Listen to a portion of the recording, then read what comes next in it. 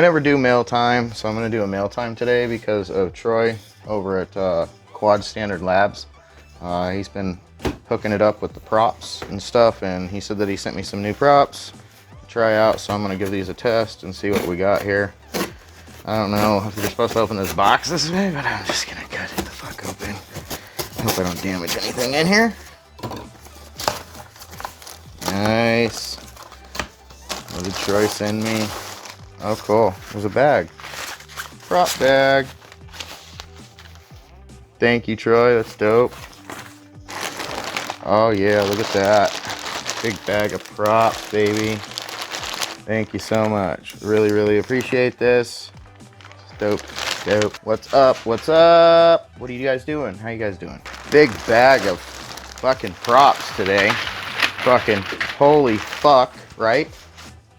Pretty dope package. I got like a crap ton of props, and they are GemFan. And don't forget, dude, he hooked me up with this awesome bag.